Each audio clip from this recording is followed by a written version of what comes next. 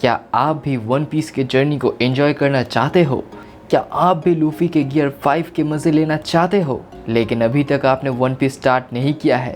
तो फिकर not guys, हम क्लैनिमैक्स आप लोगों के लिए इस वीडियो में पूरा का पूरा वन पीस का स्टोरी, मतलब अभी तक जितना चल रहा है वो सब कुछ हर एक आर्क के साथ एक्सप्लेन करेंगे एक शॉर्ट स्टोरी स्टाइल में। इस वीडियो में मैं पूरा डिटेल में भी नहीं जाने वाला और एकदम शॉर्ट में भी नहीं बोलने वाला, मतलब मैं हर आर्क को पकड़ूंगा और उसके थोड़े थोड़े इन्फॉर्मेशंस, मतलब कुछ अच्छे चीज़ें और कुछ ऐसे छोटे मोटे चीज़ को मैं बताऊंगा ताकि आप लोगों को एक आइडिया हो कि वन पीस में क्या होता है, क्या चलता है। और जो लोग पहली बार वन पीस देखना चाहते हो तो उन लोगों के लिए ये वीडियो बहुत ही सही होगा, और जो लोग वन पीस देख चुके हो बट बहुत पहले देख चुके हो उन लोगों के लिए भी ये एक रिकैप वीडियो वाला भी बन सकता है। और एक बात मैं बता दूं, वन पीस का स्टोरी बहुत ही ज़्यादा लंबा है, इसीलिए मैं अगर हर एक चैप्टर के हर एक से छोटे चीज़ को मैं बोलना शुरू करूं तो बहुत लंबा वीडियो बन जाएगा, जिसको देखने का इंटरेस्ट आप लोगों को नहीं आएगा। तो इसीलिए मैं शॉर्ट करके बता रहा हूं। अगर मुझसे कोई भी ऐसी चीज़ मिस आउट हो जाता है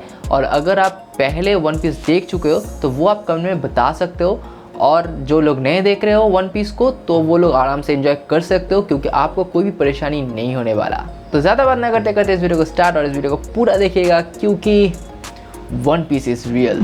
तो कहानी कुछ ऐसी है कि हमारा main protagonist monkey D Luffy और उसके साथी, जिसको सब पायरेट क्रूज बोलते हैं, वो सब ग्रैंड लाइन की तरफ अपना सफर शुरू करता है, जहां वो लोग मशहूर वन पीस की खोज कर रहे थे ताकि हमारा लूफी अगला पायरेट किंग बन सके। इस आर्क में हमें दिखाया जाता है कि लूफी अपने आप से प्रॉमिस करता है कि वो एक दिन पायरेट किंग बन के दिखाएगा, और इस आर्क में हमें ज़ोरो भी दिखाई देता है, जो इस आर्क के अंत में लूफी का टीम का एक मेंबर भी बन जाता है। और तो और इस आर्क में एक बच्चा भी था जिसका नाम था कॉबी, जिसको लूफी ने बहुत ही ज़्यादा मोटिवेट भी किया था।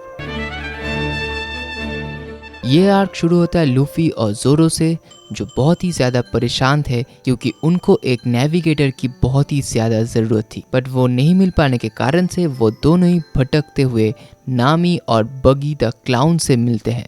नामी बेसिकली चोर थी जो पायरेट्स के शिप से चोरी करता था, बट फिर भी वो इस आर्क के अंत में लूफी के टीम को ज्वाइन कर लेती है। बट बगी द क्लाउन लूफी का दुश्मन था और उसके पास भी डेविल फ्रूट्स के पावर्स थे। लूफी के टीम के साथ इस क्लाउन की बहुत अच्छे से फाइट देखा जाता है, बट अंत में लूफी बाजी मार ही लेता है। बगी द क्लाउन को हराने के बाद लूफी और बाकी सब हमारे प्यारे कैप्टन उसॉप से मिलते हैं, और इस आर्क में लूफी को अपना खुद का शिप भी मिलता है जो उसको गिफ्ट किया था काया ने, क्योंकि लूफी ने काया की जान बचाई थी कैप्टन कुरो से। और इस आर्क के अंत में उसॉप भी लूफी का अच्छा दोस्त बन जाता है और उसके साथ साथ उसके टीम को ज्वाइन भी कर लेता है। उसॉप को टीम में ज्वाइन करवाने के बाद वो सब निकल पड़ते हैं अपनी जर्नी में, और यहाँ वो लोग पहुँचते हैं बैरिटी में। बैरिटी एक रेस्टोरेंट शिप होता है जो सबको खाना प्रोवाइड करते हैं, और यहाँ आने के बाद लूफी सांजी से मिलता है, the greatest chef of One Piece series. लेकिन प्रॉब्लम यहाँ आता है कि इस रेस्टोरेंट में आने के बाद डॉन क्रेग भी इस रेस्टोरेंट पे हमला कर देता है, लेकिन फिर भी लूफी किसी तरह से उन लोगों से फाइट करता है और उसके साथ सांजी को मना लेता है उसके टीम में ज्वाइन करने के लिए। इस आर्क में हमें नामी के पास्ट और उसके घर दिखाया जाता है, जो कि फिशमैन आरलॉन्ग ने अपने कंट्रोल में कर लिया था, और ऐसा कहा जाता है कि आरलॉन्ग लूफी के अभी तक का सबसे बड़ा दुश्मन है। ये आर्क बेसिकली नामी के ऊपर ज्यादा फोकस करता है, बट हमारे लिए आगे का जर्नी ज्यादा इंपॉर्टेंट है, इसीलिए हम आगे बढ़ेंगे। लॉगिटन एक्चुअली गोल्ड डी रॉजर का AKA the x great pirate king का घर था, और हम ये भी कह सकते हैं ईस्ट ब्लू सी का लास्ट स्टॉप लॉगिटाउन ही है। और जब लूफी यहाँ पहुँचता है तब लूफी को अपने गोल को अचीव करने का मोटिवेशन डबल हो जाता है, और ऐसा भी कहा जाता है कि लूफी का जो जर्नी है वो यहीं से असली में शुरू हुआ था। इस टाउन पे आने के बाद लूफी मंकी डी ड्रैगन, बगी द क्लाउन और कैप्टन स्मोकर से मिलता है, जहाँ लूफी को थोड़ा बहुत प्रॉब्लम तो हुआ, बट सबको टालने के बाद वो अपना जर्नी फिर से शुरू कर देता है। इस आर्क में लूफी फाइनली ग्रैंड लाइन को क्रॉस करने ही वाला होता है और यहाँ इस रिवर्स माउंटेन के पास लूफी को मिलता है क्रोकस लबून और नेफरट्री वीवी, जो कि एक्चुअली एक सिग्नल होता है कि आप ग्रैंड लाइन को क्रॉस कर रहे हो। और तो और इसके पीछे बहुत सारे रीजंस है जिसके डिटेल्स में मैं नहीं जाने वाला। लूफी का टीम रिवर्स माउंटेन से जब विस्की पीक आता है तब सब लोग उसको सेलिब्रिटीज की तरह देखता है। बाउंटी हंटर्स वन पीस के सीरीज में बहुत बार दिखाए गए हैं, बट इस आर्क में बाउंटी हंटर्स बैरॉक के लिए काम करते हुए दिखे। बैरॉक के दो स्ट्रॉन्गेस्ट ऑफिसर मिस्टर 5 और मिस वैलेंटाइन इसी आर्क में दिखाए गए हैं, लेकिन अंत के फाइट में लूफी और ज़ोरो ने दिखा दिया कि असली हीरो कौन है। इस आर्क में हमें फिर से कॉबी को दिखाया जाता है और उसके साथ था हेलमे पो। ये दोनों फंसे हुए थे किसी वजह से और जो हरकतें ये दोनों कर रहे थे वो वाइस एडमिरल गार्प ने देख लिया था और इस कारण से उन दोनों को पोछा लगाने का काम भी दे दिया। ये आर्क थोड़ा सा फनी जैसा है और हमें इस आर्क के अंत में एक क्वेश्चन अराइज होता है कि क्या कॉबी सच में एक असली मैरिन बन पाएगा। इस आर्क के नाम पे मत जाना, क्योंकि इस आर्क में हमारे दो फाइटिंग जायंट्स डोरी और ब्रॉगी को दिखाया जाता है। ये दोनों जायंट बहुत ही ज़्यादा डिटरमाइंड और ऑनरेबल नेचर के थे, इसीलिए ये दोनों लफ़ी के साथ दोस्ती कर लेते हैं। लेकिन इन सब के बीच में आ जाता है बैरॉक वर्क्स के एजेंट्स। शुरू में लूफी को बहुत ज़्यादा प्रॉब्लम फेस करना पड़ा था, लेकिन अंत में जाके सब कुछ सही हो जाता है। ये आर्क बहुत ही ज़्यादा इम्पॉर्टेंट है और इस आर्क के शुरू में हमें मिलता है टोनी चॉपर, जो कि बहुत ही ज़्यादा फेमस कैरेक्टर है वन पीस का, और वो एक्चुअली नामी को बचाने आया था जब नामी बीमार पड़ गई थी। एक्चुअली होता क्या है, ड्रम आइलैंड रिसेंटली बहुत बड़ी ट्रेजेडी से सफ़र कर रहा था और उधर सिर्फ एक डॉक्टर था, डॉक्टर कुरेहा। इसके साथ साथ हमें कुछ हार्ट टचिंग बैक स्टोरीज देखने को मिलते हैं और हमें वेपॉल जो एक एंटागोनिस्ट था उसको भी हम इसी आर्क में देख पाए थे।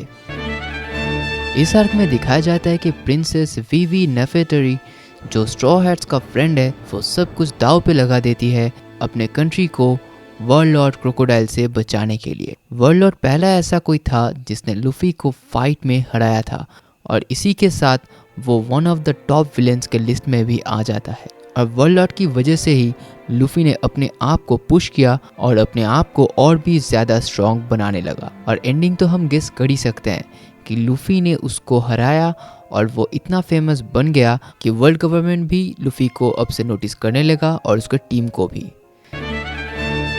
तो जय आर्क एक्चुअली स्काइपिया आर्क सेट करने के लिए बनाया गया था। इस आर्क में हमें Bartholomew Kuma, Bellamy, Blackbeard, Doflamingo, Mont Blanc Cricket, Sengoku, the 5 elders और वाइट बियर्ड को देख पाते हैं। इतने सारे कैरेक्टर्स को देख के हम ये तो कह ही सकते हैं कि ये एक जैम पैक्ड आर्क है। और तो और इस आर्क में ब्लैक बियर्ड और लूफी अपने ड्रीम्स को कैसे फुलफिल करेंगे वो सारी बातें इस आर्क में बताया गया था। और उसके साथ साथ इस आर्क में हमें देखने को मिला है स्ट्रॉ हैट पायरेट्स और बेलामी के बीच के कॉन्फ्लिक्ट्स को। पिछले आर्क के सारे कॉन्फ्लिक्ट्स के बाद लूफी और बाकी सब चल पड़े स्काइपिया। ये एक्चुअली एक आइलैंड है जो कि आसमान में तैरता है। इस आर्क को हम थोड़ा सा अंडररेटेड कह सकते हैं, बट मैं इतना बोल सकता हूँ कि इस आर्क में वो सारे एलिमेंट्स है जो एक एडवेंचर के लिए ज़रूरी है। और तो और ये आर्क बहुत सारे वाइटल इंफॉर्मेशंस को रिवील करता है रिगार्डिंग द मिस्टीरियस पोनेग्लिप्स। इस आर्क के एंड में रॉबिन एक ऐसी चीज़ खोज निकालता है जो रिवील करता है असली identity of the ancient weapon Poseidon. और उसके साथ साथ गोल्डी रॉजर का एक छोटा सा मैसेज जहां वॉइड सेंचुरी का सच बताया गया है और ये भी बोला गया है कि वो रैफ्टल में है जो कि फाइनल आइलैंड है ग्रैंड लाइन का। के साथ साथ वन पीस ट्रेजर के लोकेशन के बारे में भी थोड़ा सा बताया गया है। इस आर्क में दिखाया जाता है कि हमारे स्ट्रॉ हैट्स और Foxy pirates Davy back fight game में पार्टिसिपेट किए हैं ये देखने के लिए कि कौन ज़्यादा ताकतवर है। और इस आर्क के चलते हमें बहुत सारे फ़नी मोमेंट्स, अच्छे मोमेंट्स और बहुत कुछ ऐसे मेमोरेबल चीज़ें दिखाए जाते हैं। ये वाला आर्क भी बहुत ही ज़्यादा फेमस है और बहुत ही इंटरेस्टिंग भी। इस वाले आर्क में बहुत ज़्यादा खतरनाक बॉम्बिंग हुआ था। यहाँ लूफी के साथ बहुत कुछ हुआ था। रॉबिन और उसॉप दोनों ही लूफी को छोड़ के चले गए कुछ कारण की वजह से, और लूफी को अपना क्रूज के कॉन्फ्लिक्ट्स को संभालना भी पड़ा। उसके साथ साथ फ्रैंकी भी इसी सीरीज में इंट्रोड्यूस हुआ था, मतलब इसी आर्क में। ये आर्क बेसिकली बहुत ही इंटरेस्टिंग है। सो अगर आप देखना चाहते हो तो इसका एपिसोड आप देख सकते हो। वन पीस के बहुत सारे फैंस ये बोलते हैं कि ये वाला आर्क सबसे बेस्ट है। इस आर्क पे नीको रॉबिन की बैक स्टोरी हमें दिखाई जाती है। उसके बाद हमें दिखाया जाता है कि फ्रैंकी ने कैसे ब्लूप्रिंट्स डिस्ट्रॉय कर दिए एंशिएंट वेपन प्लूटॉन के लिए। और तो और हमें लूफी के सेकंड गियर और थर्ड ट्रांसफॉर्मेशन भी दिखाया जाता है। इस आर्क में लूफी और स्ट्रॉ हैट्स ये बताते हैं कि वो रॉबिन को बचाने के लिए वर्ल्ड गवर्नमेंट के फ्लैग को ही जला देंगे। इससे रॉबिन की जीने की जो उम्मीद है वो बढ़ जाएगी, और इसीलिए वो सब वर्ड भी चालू कर देते हैं गवर्नमेंट के खिलाफ। ये वाला आर्क बहुत ही अंडररेटेड है सीरीज में। इस आर्क के शुरू में ही बहुत ही अजीब सा एटमॉस्फेयर रहता है, एकदम क्लासिक वन पीस गैग्स जैसा। बट सिचुएशन धीरे धीरे बदलता है जब स्ट्रॉ हैट्स यूनाइट होके वर्ल्ड लॉर्ड गेको मोरिया और जायंट ज़ॉम्बी ऑर्स को हराता है। इस आर्क में स्ट्रॉ हैट्स बहुत ही बुरे सिचुएशंस में गुजर रहे थे। सबसे पहले वो लोग स्लेव ट्रेडर्स से मिले जो इंसान को बेचते थे ह्यूमन ऑक्शन हाउस में। उसके बाद हमें इस आर्क में सेलेस्टियल ड्रैगन्स जो कि डिसेंडेंट्स हैं वर्ल्ड गवर्नमेंट के फाउंडर के, और इनके पास बहुत ज़्यादा पॉलिटिकल पावर्स भी है। और तो सेलेस्टियल ड्रैगन जब लूफी का एक दोस्त को मारता है तब लूफी उसको बहुत जोर से एक घूसा उसके ठीक मुंह पे मार देता है, और इसे देख के बहुत सारे फैंस खुश भी हुए थे क्योंकि ये वो डिजर्व भी करता था। इस आर्क में आके लूफी खुद अमेज़न लिली आइलैंड में फंस जाता है, और ये आइलैंड लड़कों को देखते ही मार देता है। लेकिन जो भी हो, हमारे प्यारी बोया हैनकॉक जो इस आइलैंड की लीडर है वो लूफी को लाइक करने लगती है, और बोआ और उसके फॉलोअर्स के साथ लूफी प्लान करके जाता है सबसे सिक्योर लोकेशन इम्पेल डाउन पे।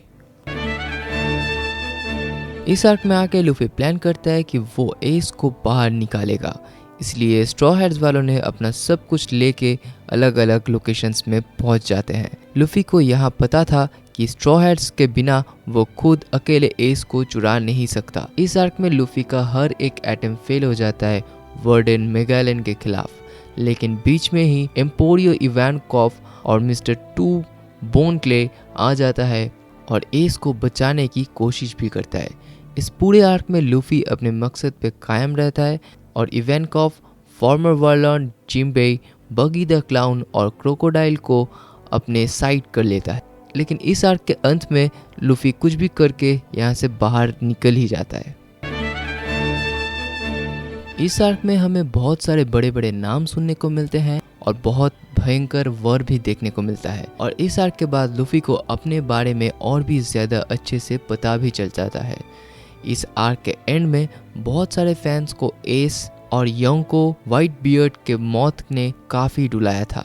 व्हाइट बियर्ड एक बेमिसाल कैरेक्टर था, और मैरिनफोर्ड में ना सिर्फ एक एरा का एंड हुआ, और उसके साथ साथ ये आर्क ये भी बता के जाता है कि व्हाइट बियर्ड जैसा कैरेक्टर एनिमे और मांगा में फिर कभी नहीं आ सकता। मैरिनफोर्ड के खतरनाक वार के बाद सब बदल गया। लूफी अमेज़न लिली में रेस्ट करता है और अपने अगले एडवेंचर पे जाने की तैयारी भी करता है, और अपने क्रू को भी एक जगह बुलाता भी है, और उसके साथ साथ लूफी अपने आप को और अच्छे से तैयार करता है कि ताकि वो अगले नए एक वर्ल्ड मतलब उसके अगले पड़ाव का सामना कर सके। 2 साल के बाद स्ट्रॉ हैट्स बड़े हो गए और बहुत कुछ चेंजेस आया है उनमें। इस आर्क में लूफी अपने टीम के साथ होता है, और तो और ये आर्क बहुत ही छोटा है, बट हमें इस आर्क में ये दिखाया जाता है कि वो सब कैसे बड़े हुए। इस आर्क में फाइनली हमारे क्रू फिशमैन आइलैंड आते हैं। वैसे तो ये आर्क टाइम स्किप के पहले आता था, बट कुछ कारण की वजह से इसको डिले कर दिया गया। इस वाले आर्क में हमें रेसिज्म, पॉवर्टी और फिशमैन के ट्रीटमेंट्स के बारे में बताया जाता है, और तो इस आर्क में हमें लूफी और योंको बिग मॉम का फाइट देखने को मिलता है। और सबसे बड़ी बात, इसमें हमारे निको रॉबिन शिराहोशी के आइडेंटिटी को भी रिवील कर देता है। स्ट्रॉ हैट्स न्यू वर्ल्ड्स पहुंचते ही उनको पंख हज़ार्ड आइलैंड से एक कॉल आता है और ये आइलैंड हाफ फायर और हाफ फ्रोजन थे। और तो और यहाँ सीजर क्लाउन का लैब भी था। स्ट्रॉ हैट्स वहाँ पहुँचते ही वहाँ उनको कुछ जाने पहचाने लोग दिखते हैं, जैसे ट्रैफलगर लॉ, जिसके साथ लूफी टीम अप करके 4 एम्परर्स को हराता है। इसके बाद हमें डॉक्टर वेगापंक्स के आर्टिफिशियल डेविल फ्रूट देखने को भी मिलता है और उसके साथ साथ वर्गल्स का भी डेथ, जिसको ट्रैफलगर लॉ ने मारा था, वो भी हमें इसी आर्क में दिखता है। ड्रेसरोसर आर्क में लूफी को बहुत सारे प्रॉब्लम्स आते हैं और इसके साथ साथ उसके क्रूमेट्स के ऊपर भी। इस आर्क में हमें पूरे वन पीस के हिस्ट्री का सबसे स्ट्रॉन्गेस्ट विलन के बारे में भी बताया गया है, डोफ्लेमिंगो। और तो हमें ये भी दिखाया जाता है कि लूफी ने कुछ पायरेट्स ग्रुप्स के साथ हाथ मिलाया और उनके सारे वॉरियर्स के साथ भी, जो डोफ्लेमिंगो के अंडर फंसे हुए थे। इस आर्क में हमें सोबो भी दिखाई देता है और उसके साथ साथ लूफी का गियर 4 का ट्रांसफॉर्मेशन भी। इस आर्क के अंत होते होते लूफी ने बनाया स्ट्रॉ हैट ग्रैंड फ्लीट, एक ऐसा ग्रुप जो किसी को भी टक्कर दे सकता है। ये आर्क थोड़ा सा शॉर्ट है बट फिर भी फैंस को बहुत ही ज़्यादा पसंद है। इस आर्क में हमें एक जुनेशा द जायंट एलिफेंट को दिखाया जाता है, जो पूरे जोउ आइलैंड को अपने पीठ पे रखता है। जोउ आर्क से ही योंको सागा का स्टार्ट भी हो जाता है। रोड फोनेग्लिप्स का कॉन्सेप्ट भी बताया जाता है इसी आर्क में। और तो the pirate Ninja mink samurai alliance भी फॉर्म होता है और लूफी जाता है अपने क्रूमेट को रेस्क्यू करने विंग, स्मोक फैमिली और योंको बिग मॉम से। इस आर्क का स्टार्टिंग थोड़ा बहुत स्लो था बट बहुत ही जल्दी इसने अपना मोमेंटम पकड़ा और हमें लूफी का और उसके एलिस लड़ते हुए देखे योंको के खिलाफ। इस आर्क में हमें पता चलता है कि सांजी गिरमा किंगडम का प्रिंस भी है। उसके साथ साथ सांजी के बारे में थोड़ा बहुत डिटेल में भी इस आर्क में बताया गया है। पिछले आर्क की तरह ये इस आर्क में भी सब लोग ये नहीं सोच रहे थे कि वो जीत पाएंगे या नहीं, बल्कि वो ये सोच रहे थे कि क्या लूफी का टीम जिंदा रहेगा योंको बिग मॉम के सामने। फैंस का एक्साइटमेंट और भी ज़्यादा बढ़ जाता है जब लूफी के सामने बिग मॉम के स्ट्रॉन्गेस्ट सन चार्लोटे काटाकुरी आता है। और तो इस आर्क में हमें ये भी पता चलता है कि ये लूफी का सबसे टफेस्ट ओपोनेंट भी होता है। टीम बिग मॉम से बचने के लिए वैनो कंट्री के दिख चलना शुरू करता है और तो फैंस को रिवोल्यूशनरी आर्मी कमांडर्स भी पहली बार देखने को मिलता है और इसके साथ साथ बाकी पुराने कैरेक्टर्स भी हमें एक मीटअप के देखने में मिलता है। और तो the most important thing, emu the king of the world भी इसी आर्क में रिवील हुआ था। ये आर्क सबसे लंबा आर्क है पूरे सीरीज में। इस आर्क में हमें ninja pirate mink samurai alliance को लड़ते हुए देखते हैं बिग मॉम से। Ace, Oden, Gol D Roger, Kaido, Big Mom, योग्यो क्यू, Shanks, Yamato, the Straw Hat Pirates और भी बहुत सारे कैरेक्टर्स हमें इस आर्क में देखने को मिले, आइदर डायरेक्टली और नहीं तो फ्लैशबैक्स। और इस आर्क से ही अब तक का जो जर्नी है वन पीस का वो ख़त्म होता है और इसके बाद अगला जो सबसे बड़ा मोमेंट वन पीस का होने वाला है वो है लूफी का गियर 5। सो गाइस, वीडियो यहीं पर ही एंड होता है। शायद आप लोगों को अच्छा लगा होगा और अगर आप लोगों ने इस वक्त तक वीडियो देख रहे हो तो thanks a lot first of all. और आप लोग प्लीज़ अगर नए हो तो इस चैनल को सब्सक्राइब कर दीजिए। वीडियो अच्छा लगा तो लाइक कर देना और कमेंट करके बताना कि आप लोगों को कैसा लगा और अपने दोस्तों को भी ये वीडियो शेयर करो ताकि वो भी वन पीस के मज़े ले सके सिर्फ आधे घंटे में। और अगर मैंने कोई भी ऐसा डिटेल मिस कर दिया वन पीस के किसी भी आर्क से तो आप बिना झंझट के प्लीज़ हमें कमेंट में बता दीजिएगा। एक्चुअली वन पीस का जो स्टोरी है वो बहुत ही अलग लेवल पे है, वो बिग 3 में आता है और उसको अगर मैं डिकोड करना चालू करूं तो बहुत सारे वीडियोस बनेंगे क्योंकि इसमें बहुत सारे कैरेक्टर्स हैं, बहुत सारे आर्क्स हैं और बहुत सारे मोमेंट्स हैं जो कि कवर करना बहुत ही ज़रूरी है। पर मेरे से जितना भी हुआ मैंने हर आर्क से सब के सब बताने की कोशिश की। अगर मुझसे कोई भी छूट गया है तो प्लीज़ माफ़ कर देना। और प्लीज़ इस वीडियो को शेयर ज़रूर करना। सो मिलते हैं किसी दूसरे वीडियो में, तब तक लाने में देखते रहिए और स्पेशली वन पीस देखते रहिए एंड में लूफी का गियर 5 देखते रहो और चिल करते रहो। सो टाटा, सी यू लेटर।